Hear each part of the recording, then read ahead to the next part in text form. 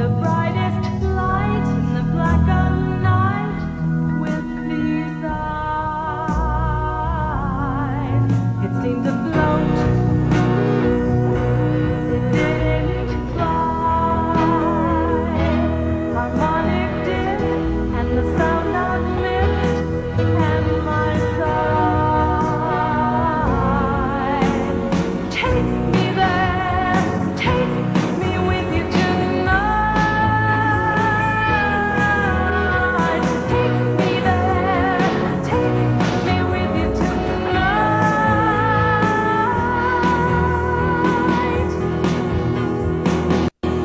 Have you come here to stop our fear, or even the scar for nuclear war in some forgotten year?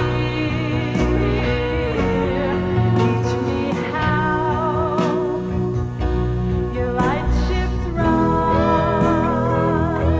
Harmonic disc, please take me with. Let's fly through the sun. Take me there, take me with you tonight. Take me there, take me with you tonight.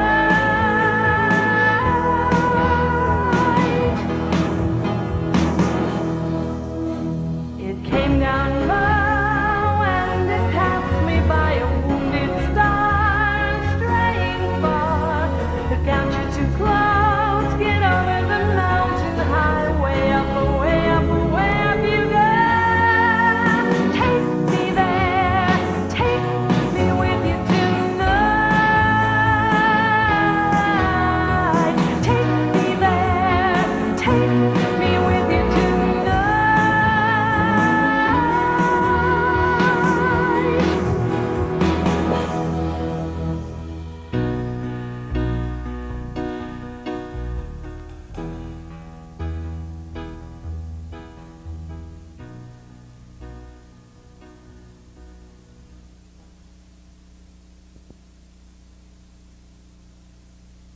My name is William Cooper.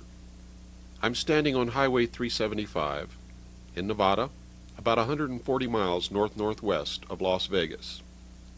The mountain that I'm standing on is known as Hancock Mountain, and we are at Hancock Summit. Few people who travel this road, if any, ever realize that off in the distance over those mountains is one of the most closely guarded secrets in the history of the world. And that secret is the subject of this videotape.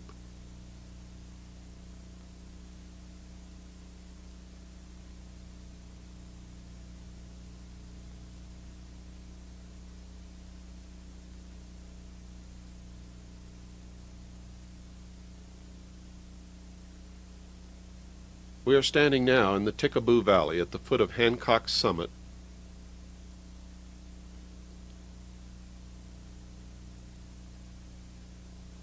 Across the valley, approximately in the center, is a ranch owned by Steve Medlin. This is a cattle ranch, but it is also one of the first lines of security for a super secret test site known as Area 51. On maps, when you can find it on maps, it is labeled Groom Dry Lake. Until recent years, this area was so desolate that few people ever bothered to venture into it. And also until recent years, there were no small towns anywhere near this area. Appearances are deceptive. This film was made in January. In the daytime it's chilly, usually requires that you wear some kind of a light jacket and sometimes a heavy jacket. But at nighttime, temperatures drop well below freezing.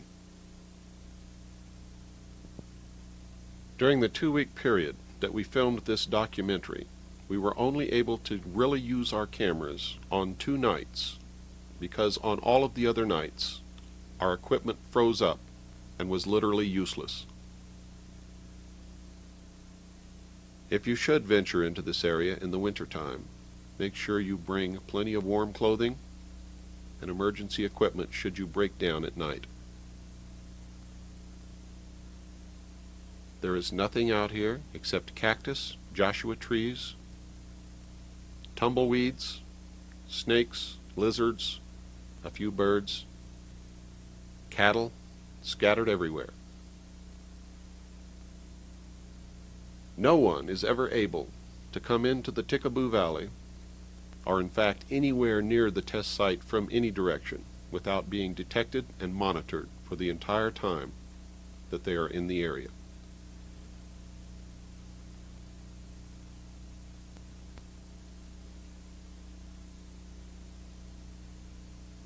Security is scattered throughout the valley. They belong to a corporation called Wackenhut Corporation and work at the test site on a contract basis.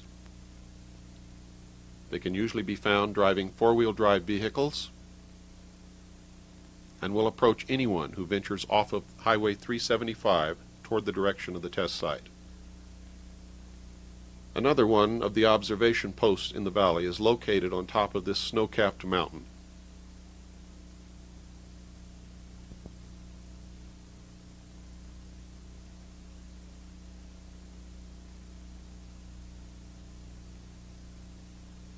If you look carefully, at the very highest peak, you can see the observation tower.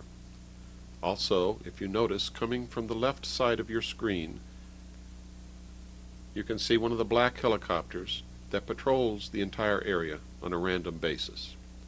From this observation point at the top of the mountain, they can see everything and everyone for a radius of 80 miles.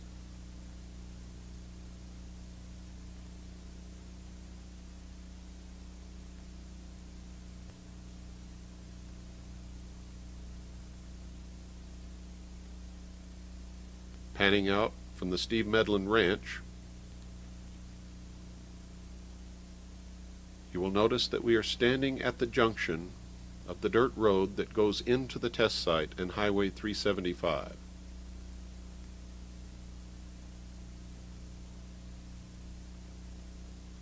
This road actually approaches the test site from the north, and the actual test site is about 45 degrees to the left of the road and over the mountains. Most of Nevada can be classified as open range. Open range, for those of you who have never heard the term before, means that there are few, if any, fences, and cattle roam freely. You must be extremely careful when driving at night and during the daytime, because cattle can frequently be found standing directly in the center of the highway. This is the area known as the 29.5 mile marker, although there is no actual 29.5 mile marker. But this is approximately halfway between the 30 mile marker and the 29 mile marker. This is the famous mailbox on the side of Highway 375 in the Mojave Desert in the state of Nevada.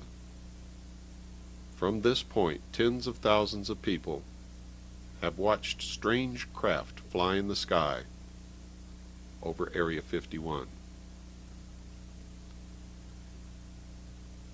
This is the small town of Rachel. It hasn't been here for very long. Most of the people who live here work for the government or for the test site in some way or other. The entire town is made up of mobile homes, RVs, and camping trailers, and there are really only about 2 or 3 permanent buildings. This dirt road eventually links up with another one that is another entrance to the test site. This is the Little Alien, owned by Pat and Joe Travis, and we're going to interview Joe Travis in just a few moments. At the time of this interview, there was quite a bit of machinery in operation, and because I had a very limited time, was not able to wait until they shut the machinery off. So make sure that you listen carefully, because Joe has a lot to say.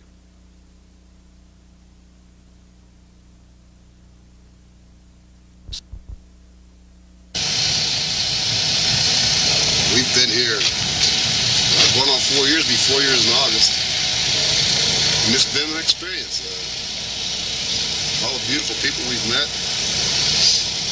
things that we've learned about UFOs and such. It's been a fantastic experience. Something that a lot of people don't get to experience.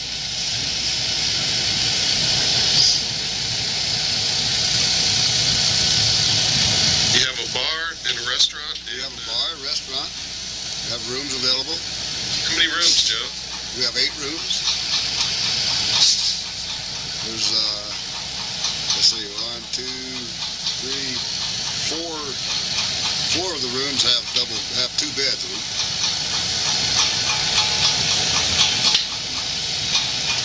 Have you ever seen any UFOs yourself?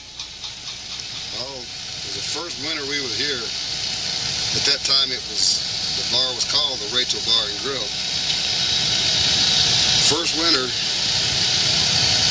it was very cold outside, and my wife and I were the only ones in the bar. And we were sitting about the middle of the bar, I'd say. And suddenly a beam of light came through a rear door. Just, well, my best described it probably like a flashlight going through an opening. Just the light was there, and then suddenly it was gone. So my wife and I looked at each other and I said, did you see what I think I saw? She said, yes, I did. And it was like that, I felt a presence. I don't know how else to describe it. I felt that something or some kind of energy was there.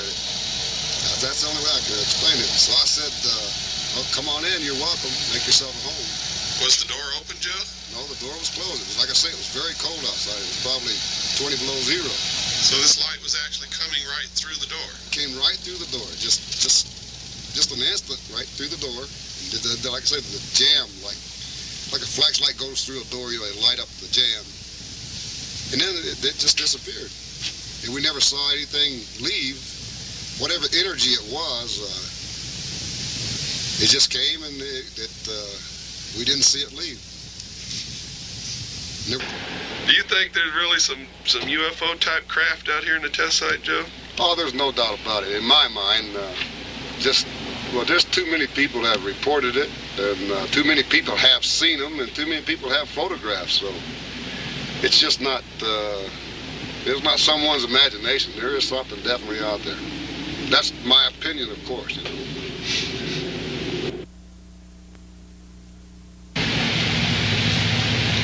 Okay, it's really nice to have you back again, Bill, and be able to visit with you again. We, as you know, and maybe our friends out there don't, we've been here for 3.5 years. It's almost 4 years. It's a little place out in, well, we kind of call it the hub. Everything goes on around us, at least 100 miles around. And we have a little bar and a little restaurant and a little motel. When we took this place over 3.5 years ago, it was a lot smaller than it is now, and it was kind of a big struggle for us. We did a lot of remodeling, we've done a lot of menu changes, and taken over a failed business and make it succeed with a lot of people's help. The local people just like you that come to see us and see what everything's all about up here. It was a few months after we were open when a man came in here late one night and told us that he had heard about our little place on the radio. Well, needless to say, there was no way this man could have heard about us on the radio. We're out in the middle of nowhere. We're just way too small and financially not strong enough at all to pay for any radio time. What's this man want? That's what we said that night. As it ended up, we talked a little bit, sure enough, it wasn't very long before Billy Goodman called us on the radio, and we found out it was a fact. He had been talking about our little place. The fun, the good people, the good food, we just have a good time up here. And the UFO activity that had been going on around our area. We have since then kind of become an information exchange center. The people that come here are just from every realm of life. We have had people here from every place in the United States and around the world. We have a lot of tourists that come here traveling back and forth. But we have a lot of people that are searching information on UFOs and things that Joe and I have seen or not seen, or other people that have seen these things. It was a while back, probably 2 years. It was either in January or late December or January, 2 years ago. And up here where we are in Rachel, it gets very cold. And that particular time it was well below zeros. Joe and I were alone that night sitting in the bar. It was about 8 o'clock at night. I'm going to say between 8 and 9 because neither one of us are really sure. And through the middle of our back door came a beam of light. Now when it's well below zero, and it was probably 25 below, those doors are solidly shut, and it's a steel-clad door. We looked at each other and said, "Did you see what I think I saw?" And we both agreed exactly what had happened, that something or some form had come into our place. Well, we had occasionally told, just out in the general, if they wanted to come and visit, that would be great. We would love to have a being. And that's what we felt that it was. We both felt a presence of something. We never saw a shape or a form of any kind. But we just told whatever it was to make itself at home. If it could come through the steel door, it could certainly open a can of beer or a soda pop or go fix a sandwich. So we just sat and went back to what we were doing. I hear a rumble off in the distance. What is that, Joe? Those are airplanes. The fighter range is just over there a ways. They're having an exercise right now, training exercise. We get an air show just practically every day. We can see the dog fights and watch them drop their magnesium flares. It's just an experience living here. As a matter of fact, I came from Michigan in 1979 to Las Vegas. And I always tell everyone, if you wear out a pair of shoes in Nevada, well, you'll always live in Nevada. You'll always be back. You might leave, but you'll come back. I think a lot of people scoff and laugh and ridicule people that are interested in UFOs. And I think before anyone forms an opinion, one way or the other, that they should take the time to do a little research on their own. Do a little reading, because there is just a mountain of information that's available if anyone is interested enough to inquire. That's a sonic boom. They break the sound barrier, and they shake us pretty good here sometimes. I noticed that the other day. There was about 3 right in a row, and it sounded like all these trailers were going to come crashing down. Sometimes you really think they are. Rachel impresses me as the kind of little town that if you had a bunch of these trucks pull up and hook up to these trailers, it could literally disappear overnight. Well, I suppose that could happen, but it couldn't happen without the people's permission, I assure you. I have seen lights in the distance where they're not supposed to be, and you see the test site is just right here, and I've seen lights. No airplanes are allowed to fly over there, not even the military, and I have seen lights over there that I can't account for. What have you seen those lights do? Do they just hover? Do they move? What do they do? Well, they're just, the ones that I have seen are just there in a great distance, and I'm inside the restaurant bar, well, just all the time. So I don't really have a lot of time to look. But there have been like stars that we have noticed. They'll be there one night and they won't be there for a week, and then they'll be back again. in all directions, and they'll move from place to place.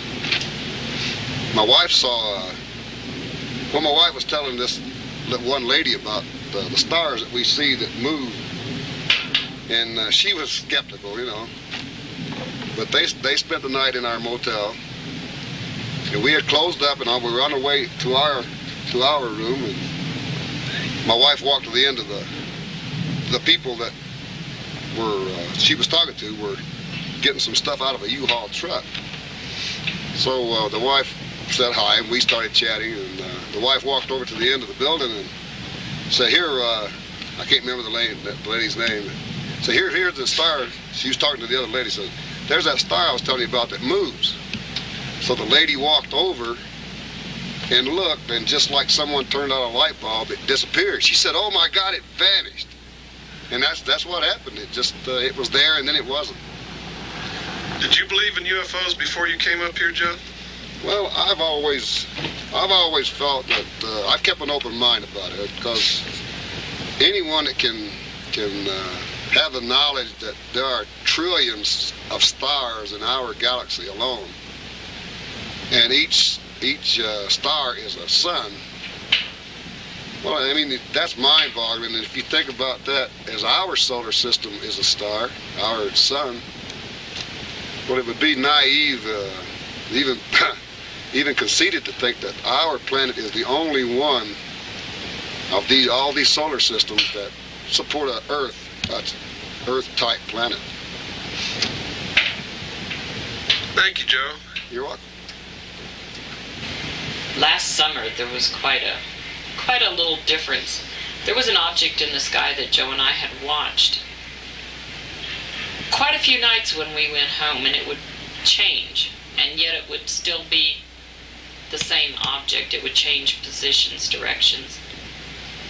I went to show a couple that had been here, particularly, her name was Susan, where their room was going to be, and I said to her about the object in the sky. I said, it's going to get brighter, it's going to lower, and it's just going to be different. She said, that's Venus. I said, no, Venus is up there, and I showed her where it was, just a little bit further up from this object. And it was about 10 minutes after 10 that night when Joe and I got to go home. And Susan and her husband were outside having to go through the truck to get what she had told me to put by the back door that was in the middle. Well, anyway, I got home a little ways past where they were, and I called to her because this object was excessively low, way down by where the hayfields are.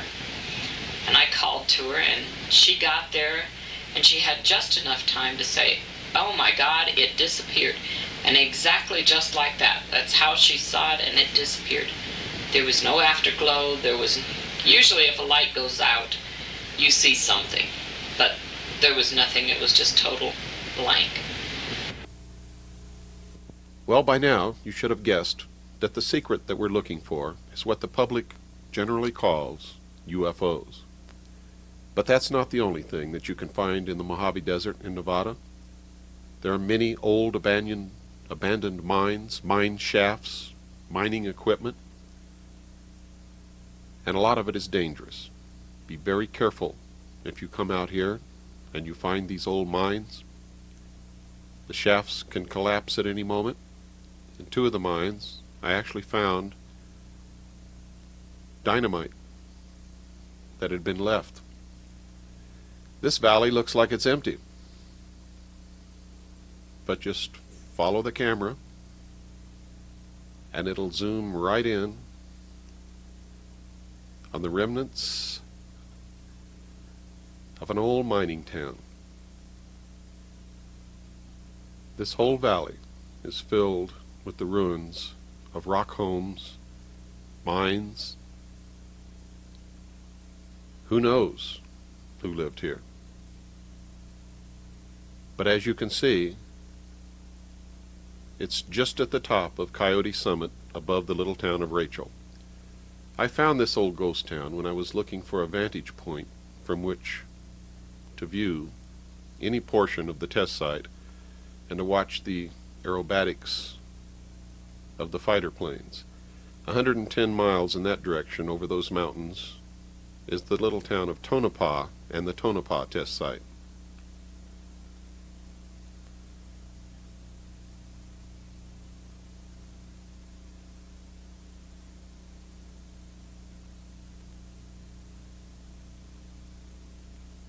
I found the ruins of this old mining town so interesting that I almost forgot my original purpose, but I'll show you just some of what I found. Most of the rock walls that made up the dwellings that these men and women lived in were very rough, very primitive. Maybe at one time they looked really nice, but you sure can't tell that now.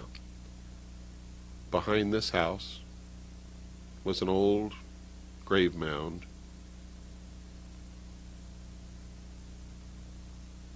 The marker long since gone.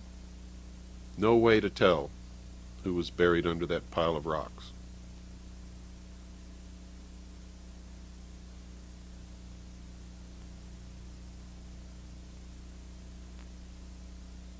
It's January, as you learned earlier, and there's still snow on the ground, and it's very cold. In some places on the dirt roads where the snow is melting, if you don't have a four-wheel drive vehicle, you're very likely to get stuck.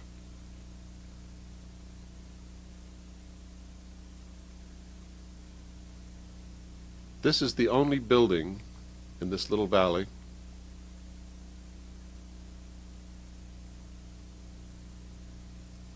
that is still mostly intact, although falling down. This was the best rock wall.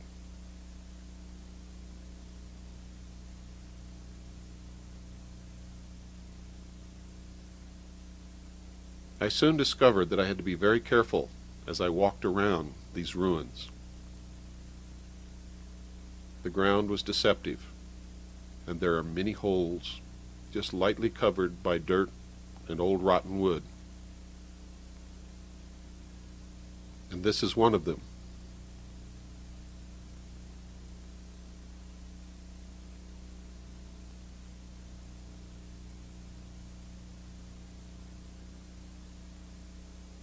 This, in fact, was someone's dugout home.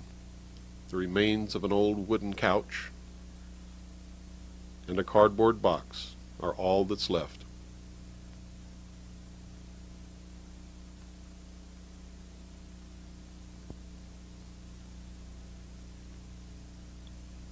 This spot was extremely dangerous. You can see that there are mine shafts under the ground, covered by rotting wood and dirt, and all one has to do to disappear forever is just step in the wrong spot.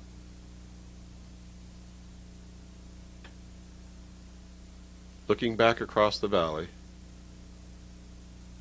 it was very hard to leave without walking across and exploring this old building, but realizing the dangers that lie just below the ground, the many tunnels and shafts that these men dug during the years that they looked for whatever they were looking for, kept me from doing it.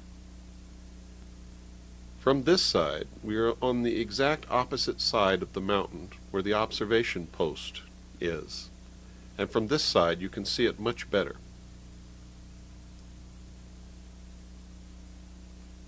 You can very clearly see the observation tower at the top of the peak. And now it's time to go down and wait for sunset at the 29.5-mile marker and see what we can film over the top of the test site.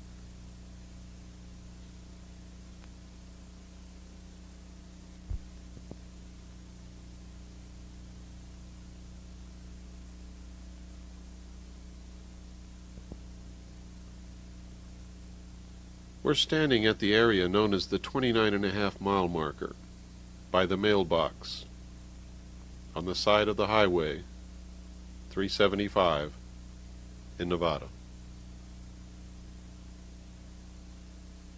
Nobody knew about this spot until I revealed its existence on the Billy Goodman Happening KVEG radio show in 1989. Many of the listeners called in and urged Billy to put together a field trip so that they could come out and see if what I had told them was the truth or not. Since then, literally, tens of thousands of people have come out and stood at this spot and watched these strange craft that belong to the United States government fly in the sky over the test site.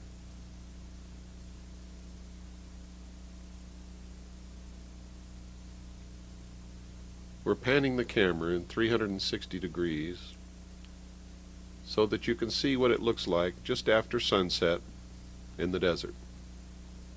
There is nothing and no one anywhere near on this cold January night.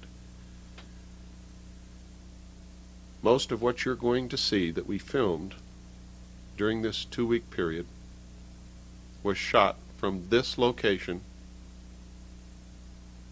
and some of it was filmed from a spot right on the boundary of the test site, as close as we could possibly get.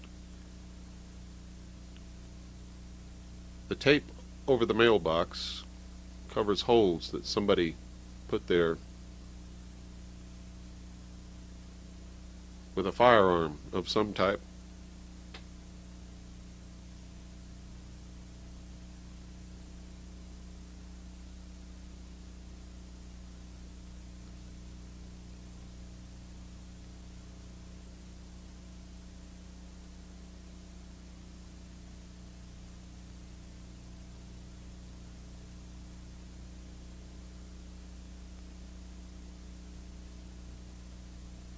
Very soon it will be dark, below freezing, and no moon. What you're watching is one of the fighter planes streaking across the sky. Training exercises and dogfights are conducted in this area frequently. Every day, while I'm asleep, these planes conduct their exercises, and I'm awakened on many occasions by sonic booms. If you'll watch closely, coming from the left side of the screen will be another fighter plane, and you can see how good these pilots really are as they literally come head-on and meet in midair.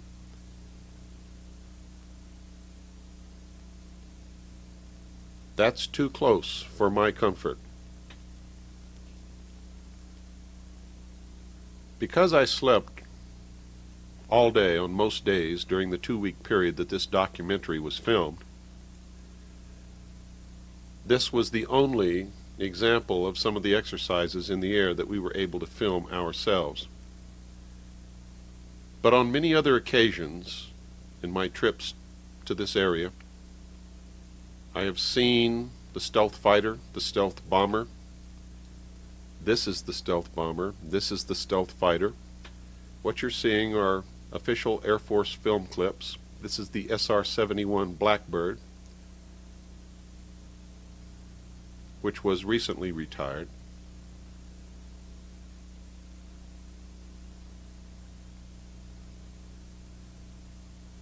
This is the B-1 bomber. I have seen the B-1 bomber literally flying approximately 100 feet above the ground across the Tickaboo Valley. I have seen the stealth fighter, the B-2 bomber, several MiGs, all kinds of the latest fighter aircraft. And you can see all of these things too if you venture out into this area of Nevada.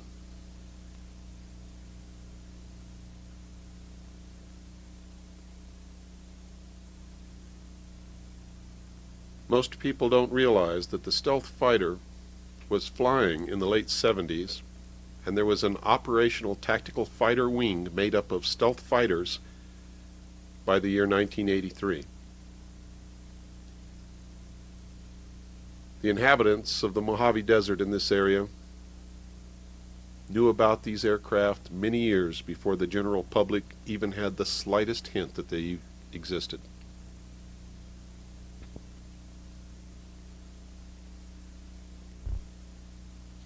Hi, my name is Ron Wilkin. I'm from Reno, Nevada. I worked in a casino as a bartender. I came down this way. I was introduced to Bill Cooper's material from a friend of mine, and we had some videotapes that we had looked at and became curious, and decided that during my trip to Arkansas, I'd come down this way and invited a friend along. Got the directions from one of Bill's videos, so I went and bought a world atlas which showed exactly where Groom Lake was, along with all of the highways. And When did you arrive? Monday, I believe it was the 27th. Okay, and got here that evening. We went and got our rooms, and then we came back, and then shortly after we saw a spacecraft. I have a spotting scope. It's a 1,000mm spotting scope. Set it up and got a good sighting of a spacecraft. A mailbox that's known as the 29.5-mile marker. Who else was there? A friend of mine, Mike Podesta, and Bill Cooper. Can you describe exactly what time it was and what the weather was like? It was a clear sky. It was about 6 o'clock in the evening. It was a real clear, kind of cool, 30 degrees maybe or so. It got a little unpleasant toward the end of the evening, but about 6 o'clock was the first sighting. Was it dark? It was pretty dark, but that made it easier to see. So there wasn't any haze or anything like that. Can you tell us exactly what it was you saw? What did it describe? What it looked like? Okay, what it looked like from what I could see was a circular object. At least from what I could see, it was circular. There was circular lights, almost moving in a circular motion. Through the scope the first time I had a smaller lens, and I could see that it was moving in a very strange direction, so I changed lenses and got a much bigger lens, which gave me a real good view. And I could see that the object was flying sideways.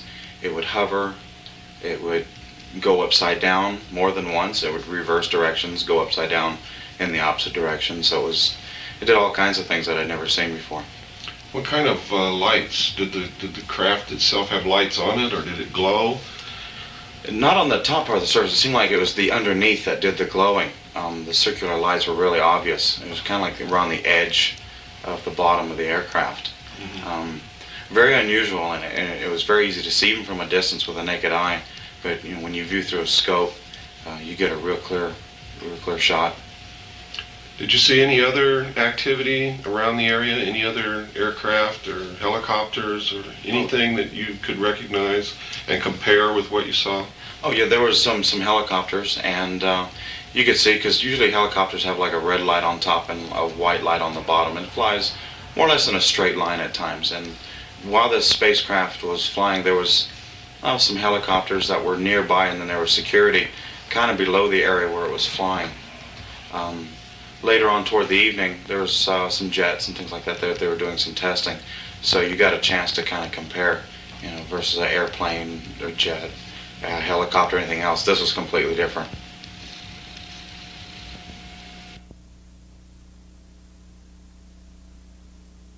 On the first night that we were able to film the craft in the air, I thought it would be important to film some other things that people might think to confuse with what they were seeing.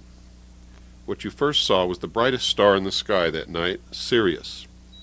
What you're looking at now are the headlights of one of the security vehicles approximately 8 miles distant from us. You can see the top of the mountain range in the background.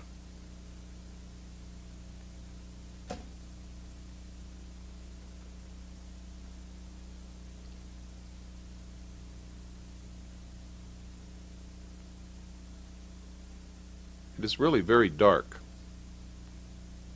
and that is what most people would commonly call a UFO. Through the binoculars, it is actually almost saucer-shaped and looks very much like the drawing in the back of my book, in the appendix, my book, Behold a Pale Horse. This vehicle is moving at an unbelievable speed. It is 20 miles away from us, and the entire craft glows. Now, let me make that very clear to you. The entire craft glows and pulsates with light. What you're looking at is not an airplane. It is not a rocket. It is not a balloon.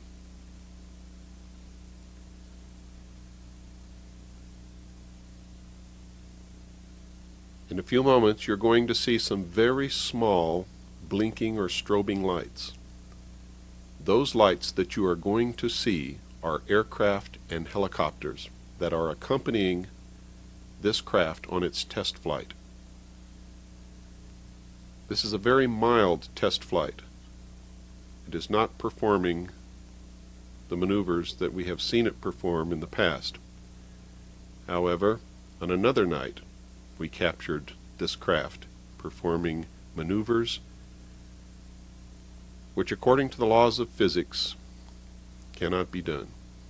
And if they could be done, according to the laws of physics as we know them, no human being could live inside a craft performing those maneuvers unless the laws of physics as we know them are wrong.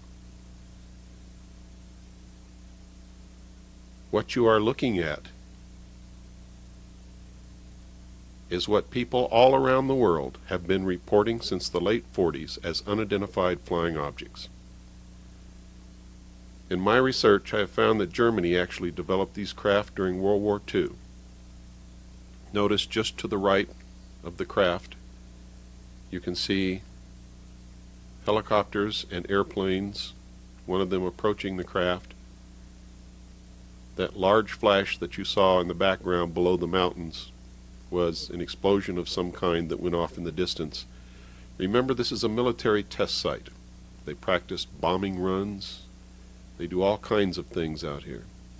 They even detonate atomic bombs.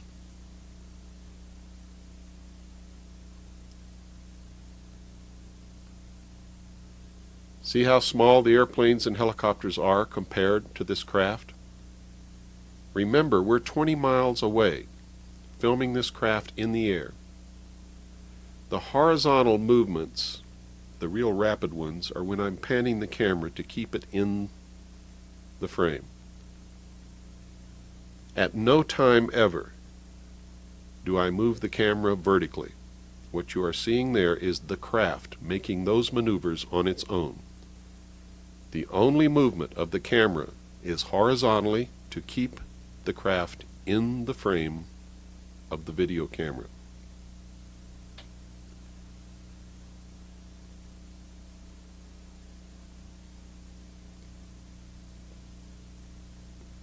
Now, the craft did not disappear just then. There you can see it. However, you have to understand that the viewfinder on the video camera is so small, it's about a ½ inch square, that in the pitch black darkness I lost it, and I'm now trying frantically to get it back into the viewfinder, and there it is. This craft is huge. The entire skin of the craft glows like a light bulb. And it has now completed its test flight. It is going back into the test site at Groom Dry Lake, Area 51. It is not descending into the area known as S4. Don't pay any attention to all the baloney you've heard about that. Well, you saw the brightest star in the sky, Sirius. You also saw the headlights of the security vehicles. These are flares off in the distance. You can always tell flares because they leave smoke trails in the sky. Those of us who served in Vietnam are very familiar with flares. The small strobing white lights that you see diving down toward the flares are aircraft making practice bomb runs approximately 20 miles from our location. We could actually hear the muffled explosions all the distance.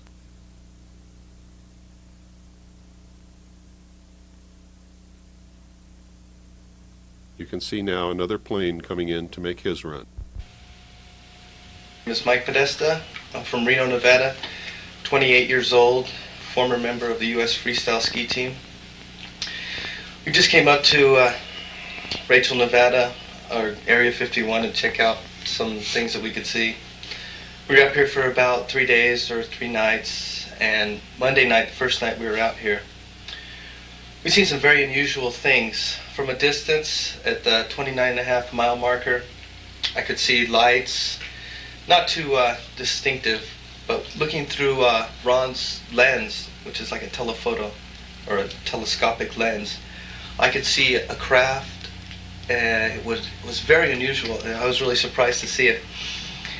When I looked at it, it started to do like donut-shaped circles, and then it started to glow really bright, and it started on a trajectory with all these other lights. I assumed they were helicopters or planes around it. Our cameras froze up. It was very interesting. It was very cold, and the sighting lasted about 3 minutes, and about 1 minute after the first craft was moving, another one popped up, and we could see that they were very different, not like an aircraft where it has landing lights. This whole thing was lit up. I've never seen anything like it except for Bill Cooper's video, which shows something very weird, and I would advise anybody, if you're very interested, to come up and check this out. I took 4 days off of work, my own money. I'm a concerned citizen. I really wanted to see for myself, and you can too. Just go out there and look for yourself. It's easy to find, and it's worth your while. Just 3 minutes of a sighting made my whole trip. Did you have any doubts before you came that it might be just a bunch of baloney and maybe you wouldn't see anything at all? No, I didn't. After seeing so many things on, so many photographs and video footage of Bill Cooper's and also some other footage, I knew something's going on, but I really did come down here to see it with my own eyes. And I did, and I was amazed. So you know beyond any shadow of a doubt that they're testing some totally unconventional and unorthodox type of aerial craft in what's called the Groom Dry Lake facility. Definitely. You know, I think of people say UFO, unidentified flying object. Well, it's over a military facility, so I would identify it as a government craft. Definitely doing things that I don't know how any kind of human would survive the maneuvers that this craft was performing. After Monday night, what did you do Tuesday? Tuesday we went hiking around 4:30, trying to get a better look. It got dark, we came back. There was a sheriff out there. He was kind of harassing us a little bit, not necessarily myself, but Bill Cooper. And we didn't see much Tuesday night. But Wednesday night we went up there, we went in about 11 miles closer, and there was security watching us for about 8 hours. These other guys, they went up and tried to get some photos of the Area 51 Groom Lake, and they did. And we didn't see much, a little bit here and there, not as clear as Monday night. But Monday night was my night. But at one point, I did see something last night. We were all looking at it. And it was traveling like this, and it zipped back the other way and traveled. I don't know if an airplane can do a circle so fast, but it looked like it stopped, reversed, and it did it a couple times. We've seen some helicopters, low-flying helicopters, very interesting. We're watching this helicopter flying very low, and it goes just behind a little mountain, and it just seemed to disappear. We didn't know if it landed or we never seen it again. That wasn't very far from us, was it? That was about 2 miles from us, I'd say. In Indianapolis. It's not only cold in the desert, but it's very lonely. I usually take my shortwave radio and listen to Radio Free America whenever it's possible. What you're seeing off in the distance are flares. These are not the UFO type craft. These are not the saucer or disc-shaped craft that people call UFOs. These are flares. Again, if you look closely, you can see the smoke trail above the flares. Remember, you've seen the brightest star in the sky, you've seen headlights, you've seen flares. Later in this video, you'll see the brightest planet, in fact the only planet we could find in the sky on these dark nights that we were there, moonless, freezing cold, the planet Jupiter.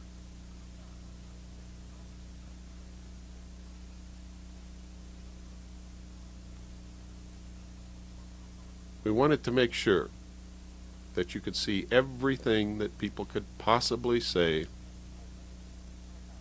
was being confused with this craft that we're filming.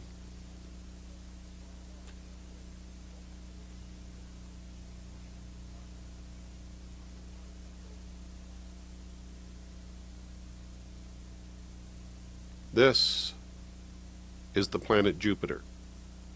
If you look very closely, you can see two of the moons. We were able to see the moons very clearly through the lens. Now Jupiter has many more moons than two, but on this night two were all that we were able to see. Notice it's not moving.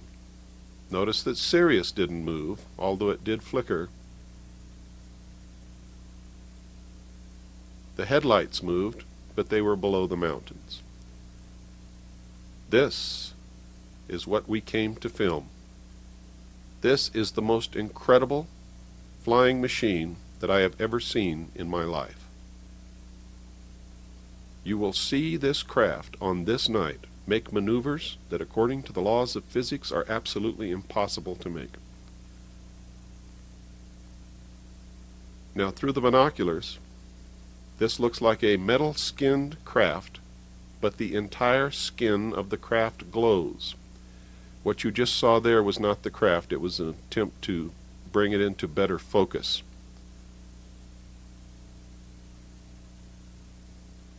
When you see extremely rapid horizontal movements like that, it is us moving the camera to keep it in the frame. We never move the camera vertically. Never. You just saw the craft do something that we've witnessed on many occasions. It literally disappears from the sky. Through the binoculars, you can see absolutely nothing there. It doesn't turn out lights. It doesn't stop glowing. It disappears. If what we've observed on other trips and on this night is what we think we're observing, then these craft are actually time machines. You see it just come back. It just materializes out of nowhere. And there it's gone again. This is uncut, unedited film. It is rolling exactly as we shot it. Now that's us moving to keep the craft in the frame. Remember, we never move the camera vertically.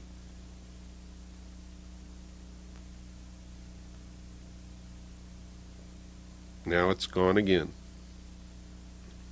Through the binoculars, it literally disappears from the sky. It is not in this world anymore. I don't know how to explain it. I don't know what to tell you. All I can tell you is what we saw and what we filmed and show you.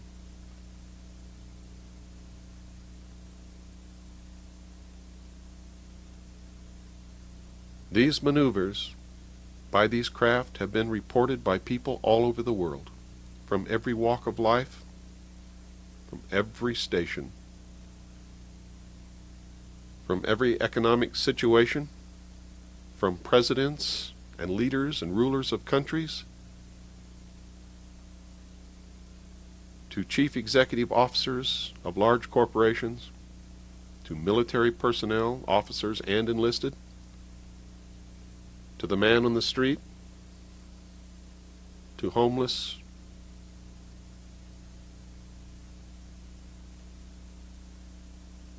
primitive tribesmen who have never read a UFO book and have never heard of UFOs have reported these craft. You just saw it disappear. You just saw it blink back on and disappear again. We have no way of knowing where it goes. We cannot explain this. But we can tell you, beyond any shadow of a doubt, that these craft belong to the United States government and are flown from a super-secret test site owned and operated by the United States government, which the government denies exists. You will also see that test site in this video, filmed for the first time from a mountain overlooking the area. This is the only film of its kind ever taken. This is a historic video. This is a historic film. Not just this section of the film, but the one that you saw previously, and the film that you are going to see later in this videotape.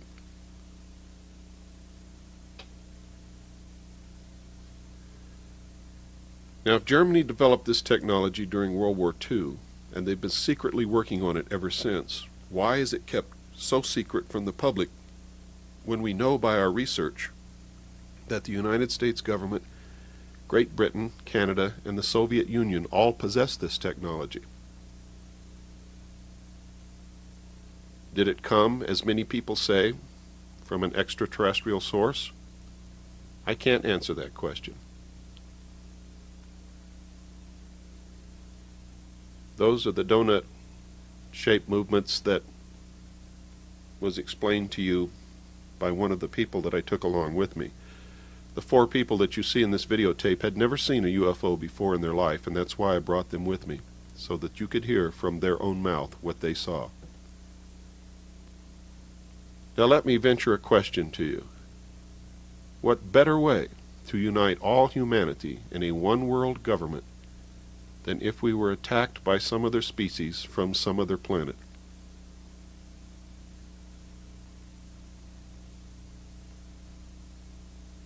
Does this some other species really exist?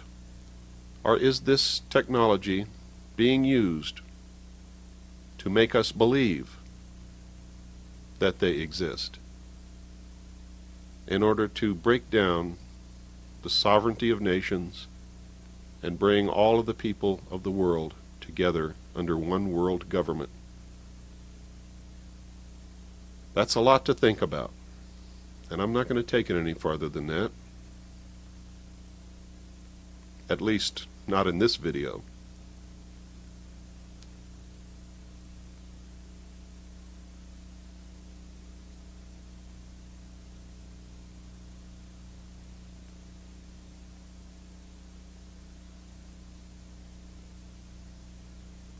Remember, this film is uncut and unedited.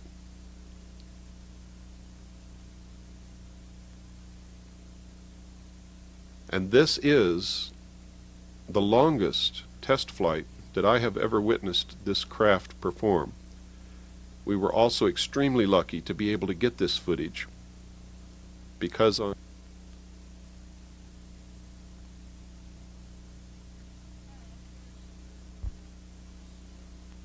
me and my husband were invited by Bill Cooper to come up and to view the Area 51 Groom Lake test site. We came up Monday night. We happened to pass Bill on the 29.5-mile marker going to the Little Alien, and we didn't really realize he was there. Anyway, we got into town and we didn't do anything that night. And the next day we went up into the mountain area where we were right before the mountain that you're supposed to climb, and it was a little late, and our 2 buddies, Ron and Mike, decided to trek off and try to climb the mountain, and as it turned out it got too dark and they couldn't see a thing, and they were lost for quite a long time. And me and my husband and Bill were up on the hill, and we were watching how the security kept coming back and forth and in and out of the test range area, and watching us quite concerned. And as it turned out, some security officer came out and checked out the vehicle, and because it's the federal land, I believe, that we were on, they called the sheriff. And as it turned out, the sheriff came out and basically asked us to leave, but Bill pretty much stuck up for the whole situation and told us that, told the man that we weren't supposed to leave because this was federal land and we could stay there. So as it turned out, he kind of made up an excuse that we had to move our vehicles away from a watering hole where the cattle come, and we got to stay longer.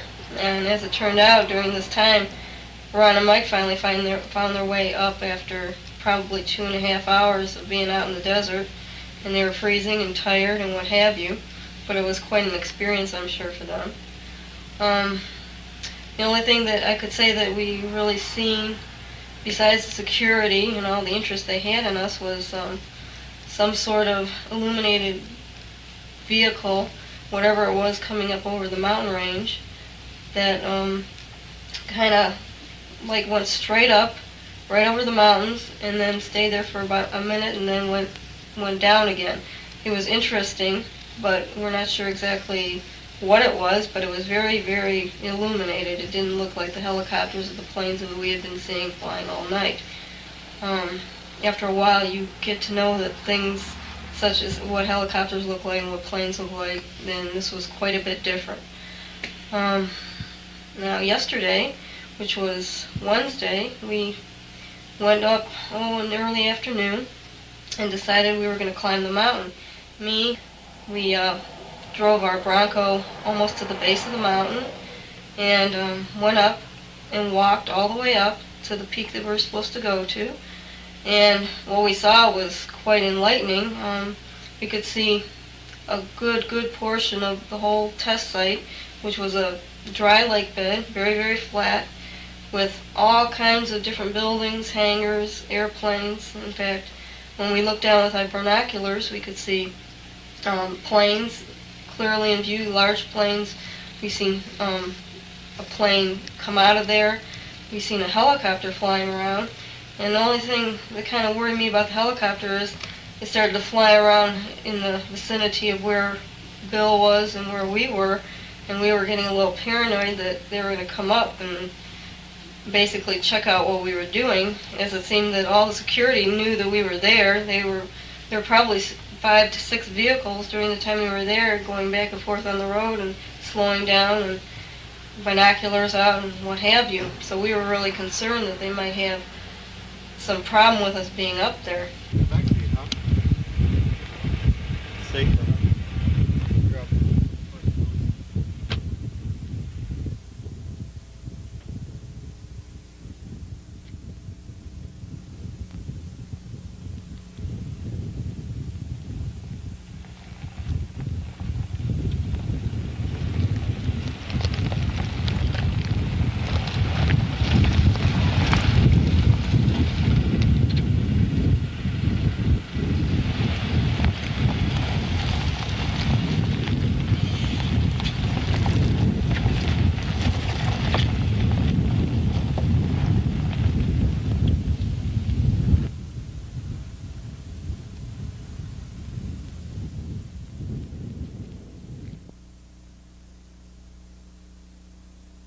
Well, there they go, off into the desert.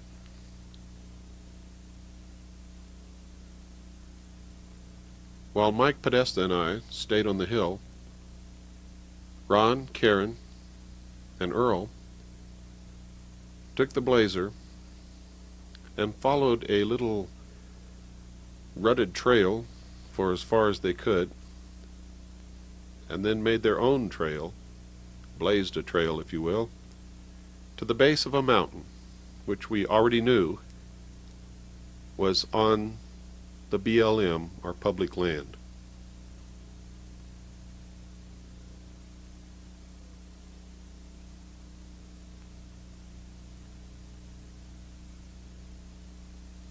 Right in the center of your screen, just over those rocks, is their four-wheel drive Blazer. They are literally picking their way through the cactus, the rocks, the tumbleweeds. Again, they are just a little below the center of the screen.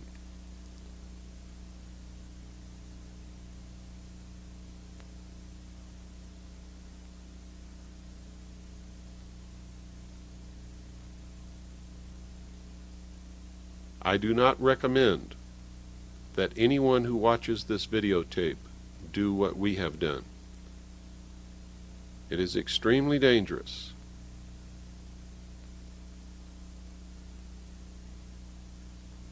You can see where we're at. We are literally almost on the boundary of the test site.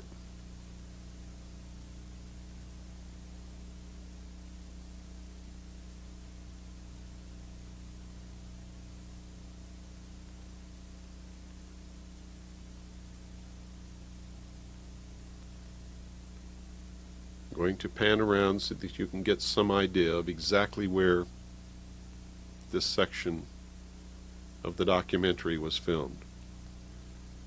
Down at the lower part of the screen you can see the water hole that the sheriff made us move our vehicles 1,000 yards away from in the middle of the night. We won the battle because he told us we had to leave the entire area.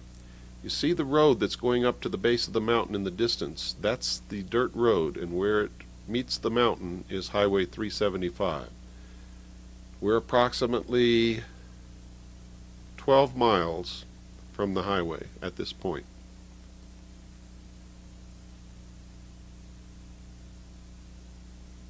Again, you can see that there is nothing and no one anywhere around except right over those mountains that you're looking at. It's one of the most super secret test sites in the United States of America.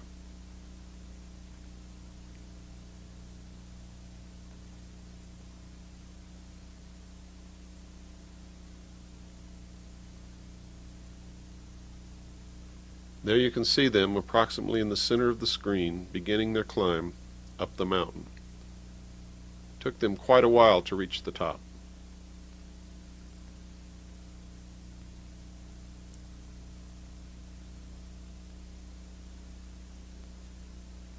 Again, they're about in the center of the screen.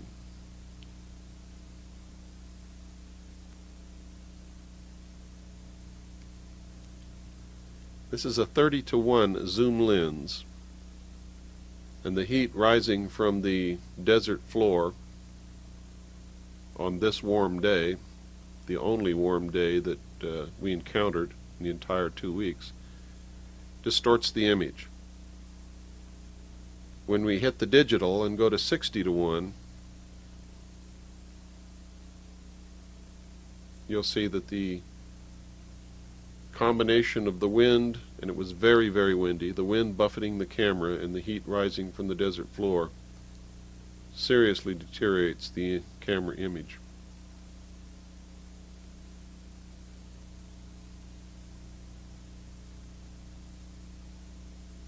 We had a very steady wind on this entire day, and it was almost impossible to keep the camera still even on a very heavy, sturdy professional tripod. Well, they've reached the top, and the first one who was up there, who's sitting on the rock, was Karen, and she never let the other two live it down for the rest of the time that we were together. Her husband, Earl, was last.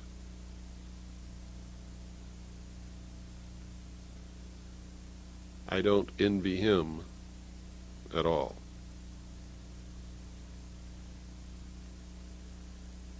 Now you can see exactly where they are. From that vantage point, they were able to look right down in and view the entire test site.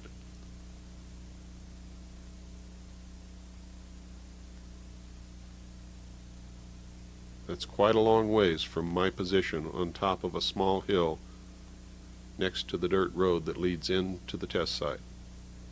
The actual border of the test site at this point is no farther than 3/4 of a mile from our position.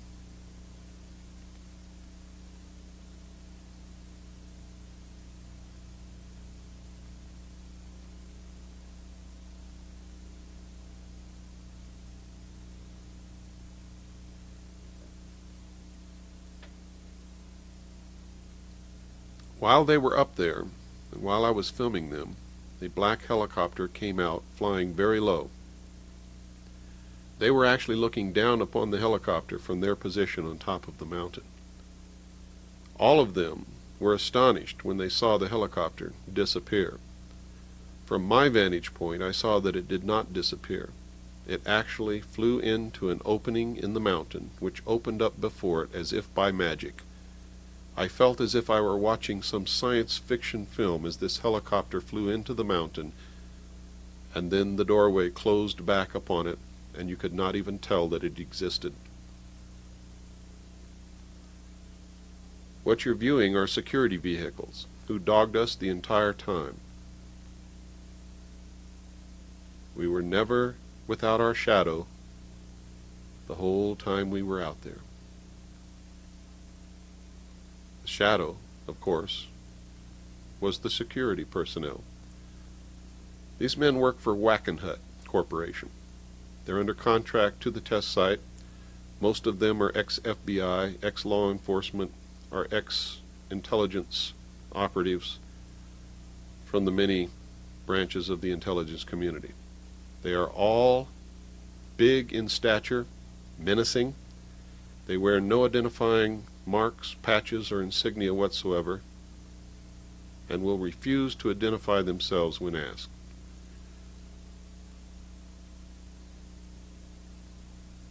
These two drove up and wrote down the license number of our vehicles.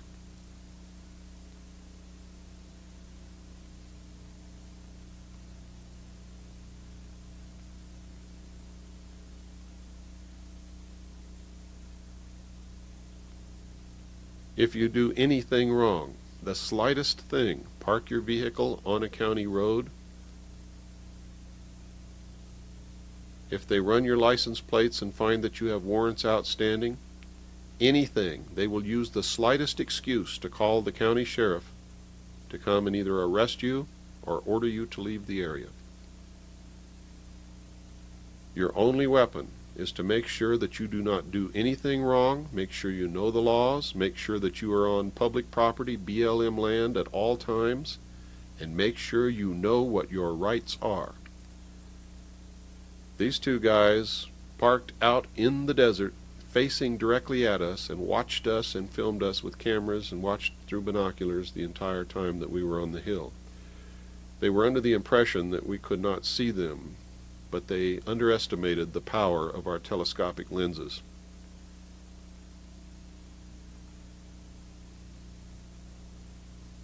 That will give you some idea of the security. Well, you can see our intrepid climbers coming back down the mountain, and you will hear from one of them now. And we were getting a little paranoid that they were going to come up and basically check out what we were doing, as it seemed that all the security knew that we were there. There were probably 5 to 6 vehicles during the time we were there, going back and forth on the road and slowing down, and binoculars out and what have you. So we were really concerned that they might have some problem with us being up there. As it turned out, the helicopter just flew around for a couple minutes, and then I don't know where it went, but it just disappeared, and I don't know where it went because it didn't go behind any mountains. The mountains were too low. So I'm not too sure what happened to the helicopter, but it was an unusual experience to watch it. And we were very high, and we were way above it, so something happened to it, but don't ask me what. Anyway, we got quite a bit of, I took some shots with my camera, and Ron took shots with his camera. And I think the only thing we regret was we didn't have the proper equipment and possibly like sleeping bags and things like that, because I think we definitely would have stayed up there all night long, and I think we would have came out with some really good footage if we did. The thing is, it's a very high peak, and you have to basically dress for the occasion and take enough sleeping bags and food and what have you to keep your energy up. I definitely would recommend anybody who knows anything about this to come out and see what's going on, because I don't think you'll be disappointed if you spend 2 to 3 days here. I mean, just the fact that they are so concerned that you're out there is enough reason for me to believe that something goofy is really going on. I have no doubt in my mind that, they are flying some kind of very, very sophisticated craft. So I'll be out here again probably in the next couple of months just to get some better footage with maybe a better camera or video recorder, and I'm going to try my best to get what I can. Well, that there definitely is something strange going out there with the government, and I think that if you have any interest in seeing any kind of flying saucer type vehicle, that this is probably the best place to come. If you stay a few days, you can probably see something. And just don't worry too much about the security. As long as you're on the right piece of property, I guess you're going to be all right. I think they try to intimidate you a lot, but it doesn't really bother me. I think just being out there in the desert and seeing all these unusual things is enough to make me feel that, well, I should take the time and do it and not worry about, what they think. I will be out again, so until next time. On one of the last nights of my stay,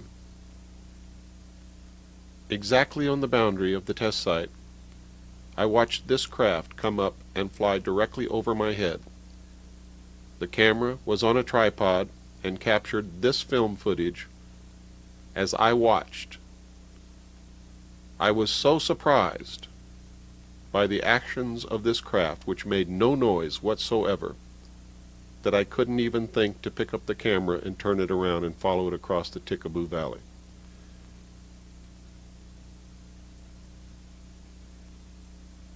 It was shaped like a flying wing, what's commonly called a boomerang-shaped craft, made no noise, and had white lights all along the leading edge.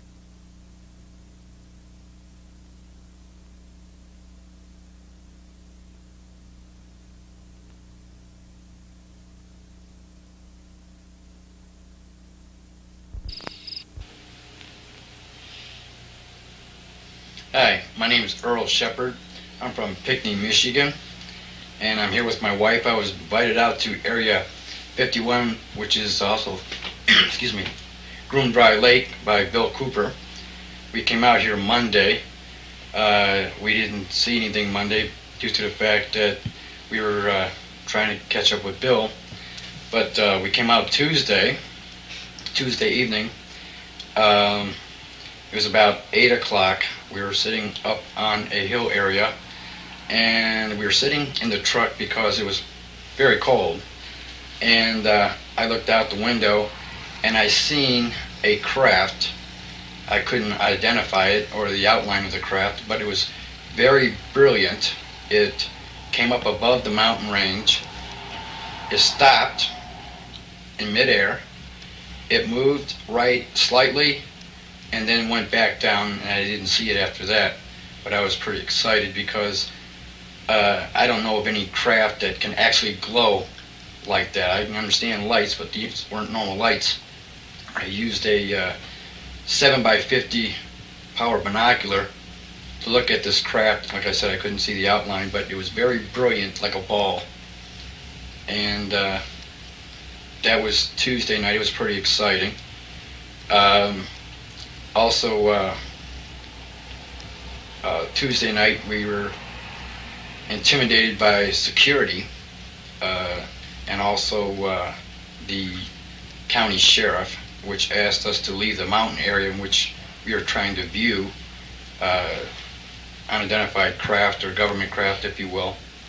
That intimidation and harassment lasted 30-40 minutes, in which case the sheriff asked us to politely move our cars 1,000 feet away from a watering hole, which is, I guess, is mandated by the county or something because we're too close, cows can't drink.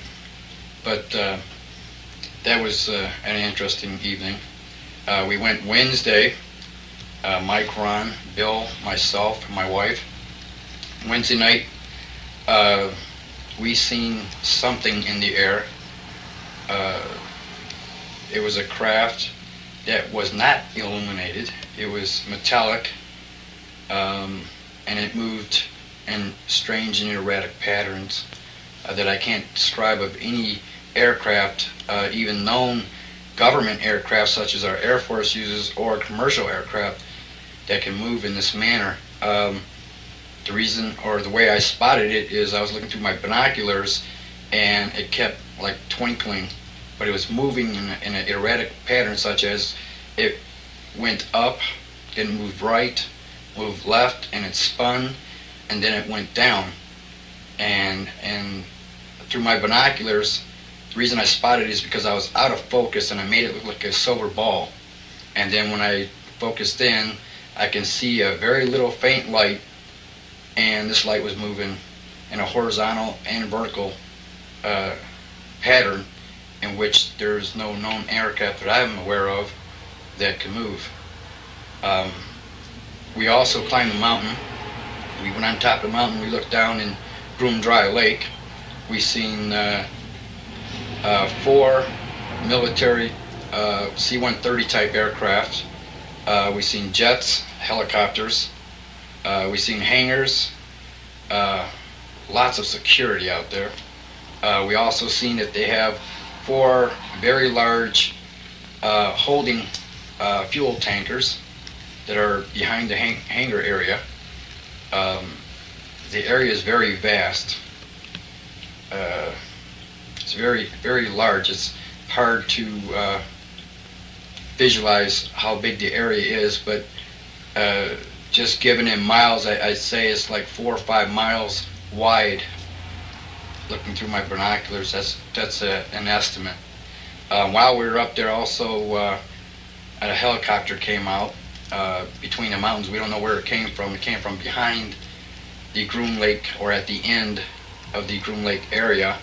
It came out, it circled a couple times, it came towards us about a mile away from us, and then flew in. It flew low into a mountain range area and then disappeared.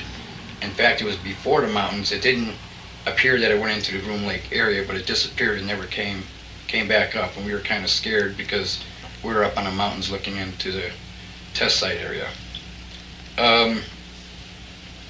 We had some pretty good view up there, and we also seen low-flying aircraft doing maneuvers. Other than that, we really didn't see anything other than the aircraft that I described in the evening. If you're going to go out there, I would strongly advise taking some good winter warm clothing, a compass, some good flashlights. You need to set up some kind of signaling within your party so that you know what's going on, emergency signals, and take the proper equipment to be able to view in sight, because it gets very cold out there, and it can be lonely and boring out there in the desert, but make sure that no one goes off on their own, and that because it's so easy to get lost. And that's about it.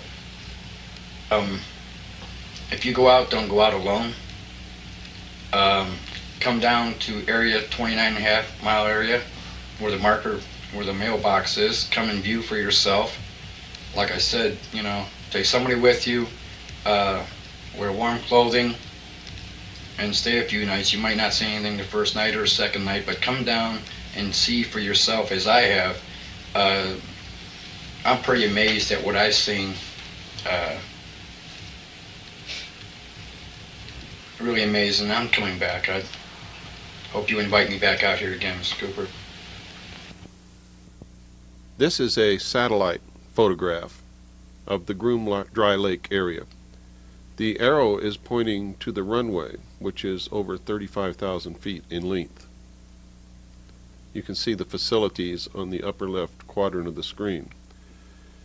This is another historic piece of video footage. The first footage ever taken of the actual installation inside Groom Dry Lake from the top of the mountain, which you saw climbed earlier in this videotape. Here you're seeing an airplane land at the site. This is not one of the saucer-shaped craft. What you're looking at are the landing lights. You can see it very clearly through binoculars. The actual craft that we're talking about, the UFO saucer-shaped type craft, the entire thing glows. The entire flying machine glows like a light bulb. Now it's landed on the runway and it's taxiing up to the facilities. The Army, Navy, and Air Force, and the Marines, and the United States government have denied the existence of this test site for years. However, there have been many slips and leaks. These are two of the expedition that produced this film. The actual video footage was shot by Mr. Charles Wren of Millennium Productions in Los Angeles.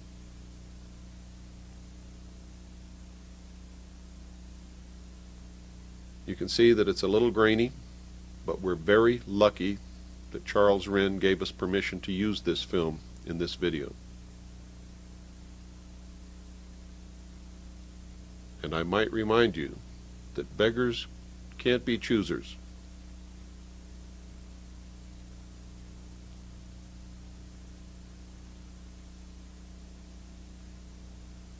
It's almost sunrise and there's enough light to see the installations.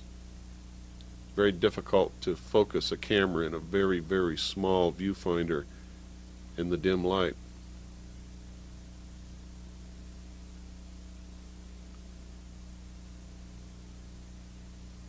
That's the road down there that comes from the base of Hancock Summit, Highway 375, all the way into the test site.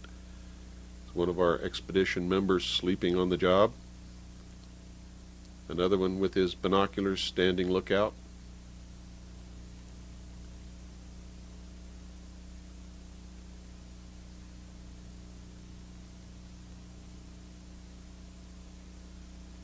They were hoping to get some footage of the craft in flight from the top of the mountain on this night,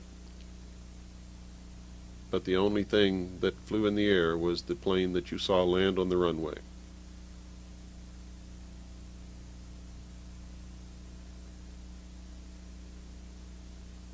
It's hard to make so many trips out here to the test site without falling in love with the desert. I've come to realize that the desert is one of the most beautiful, fascinating geographic landscapes that there is.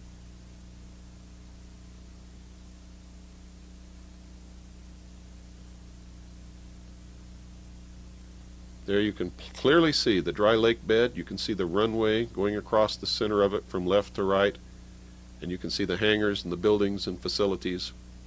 This videotape proves once and for all that when the Air Force, the Navy, the Marines, and the Army, and the government deny the existence of this super secret test site and claim that there's nothing there but dry lake bed, that in fact is a lie.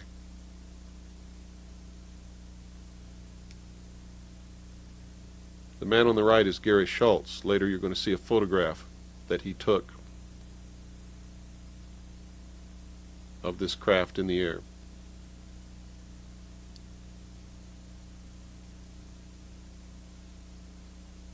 We're quite a pair, Gary and I. He has one arm and I have one leg.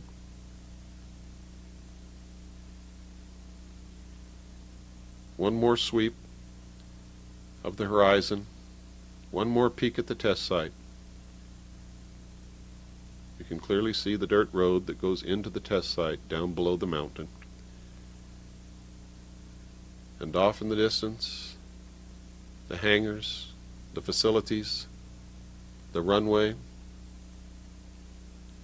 From the top of the mountain with binoculars or with a telescope, you can see everything quite clearly.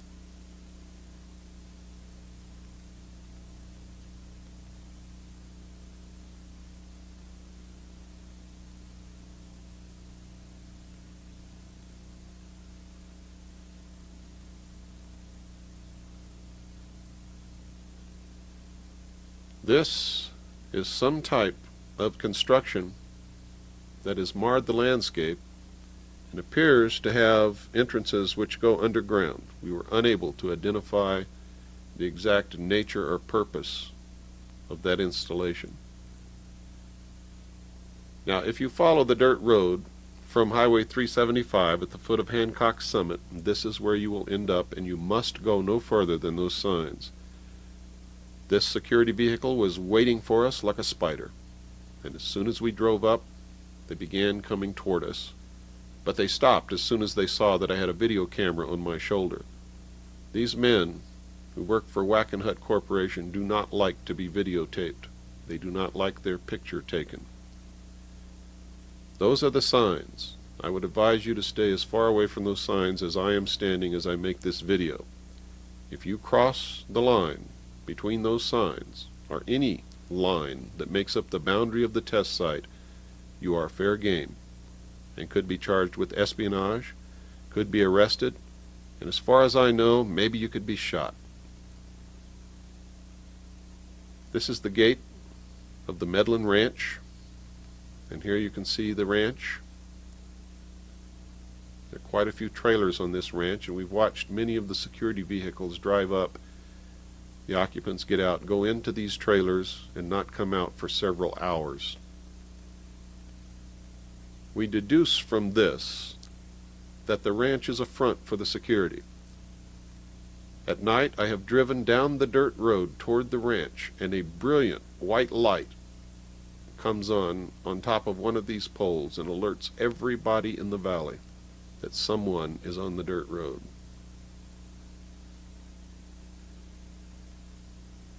As I said in the beginning of this film, you cannot come anywhere near this test site without coming under the surveillance of someone for the entire time that you are here. This is the bus that takes workers to and from the test site, and contrary to what you may have heard and what some hysterical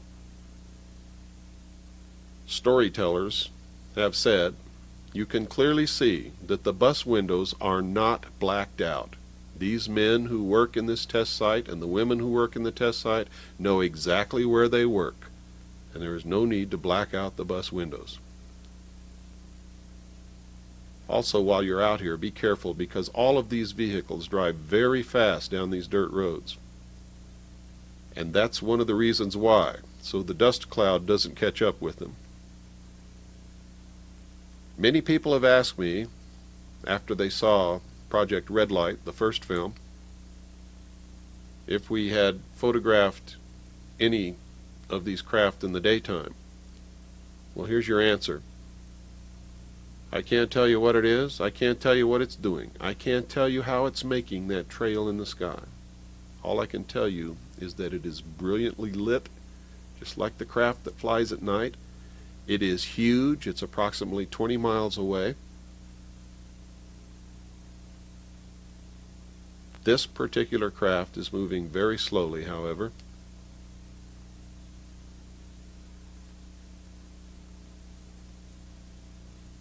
We suspect that they produce some kind of electromagnetic field which literally ionizes the air. Whereas it looks like the entire skin of the craft is glowing, it may be that it is ionizing the air, and it is the air that is glowing. Now, that's just a supposition. I don't know that to be fact. Now watch what happens here. These things are absolutely incredible. When I was attached to the Office of Naval Intelligence many years ago, I learned that whatever you perceive as the state-of-the-art of any technology in the public sector, that they are at least 50 to 100 years ahead in secret. This videotape should prove to anyone who watches it that science fiction is no longer fiction. It is science fact.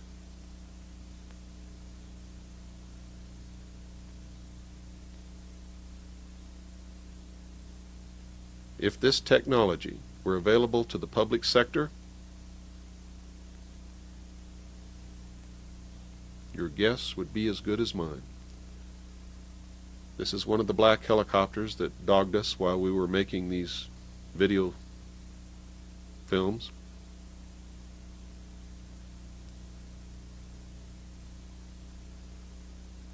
We saw this in the sky, and it probably is a natural phenomenon, but it was just too unusual to go unfilmed.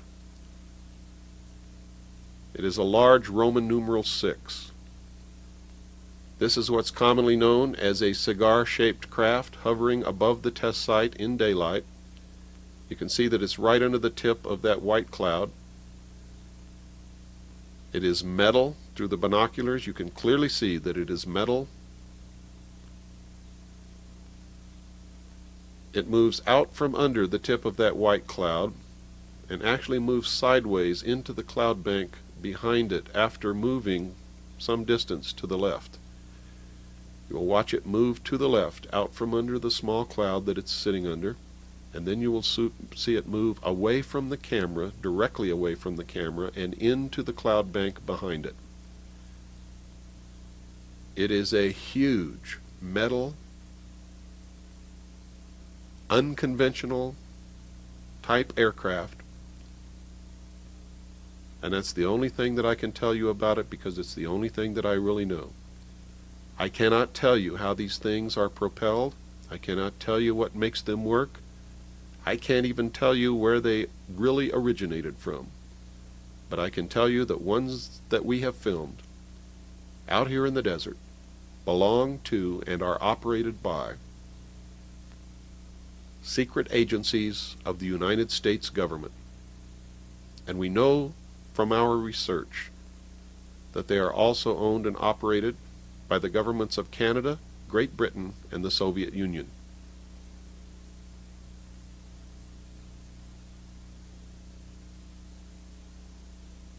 What better way to unite all humanity in a one-world government than if we were attacked by some other species from some other planet? I advise you to think very seriously about that statement. This is a photograph that I took of the craft flying over the test site. It's a black and white photograph. It was taken with a zoom telescopic lens at a great distance on black and white film and blown up. This is the photograph that Gary Schultz took of the same object approximately a year before I took my photograph. They are exactly the same craft. This is a drawing of the craft that you just saw in this video and on those two photographs. This drawing was made by a man who works in the secret agencies of the United States government and was able to view this craft in a hangar at Norton Air Force Base.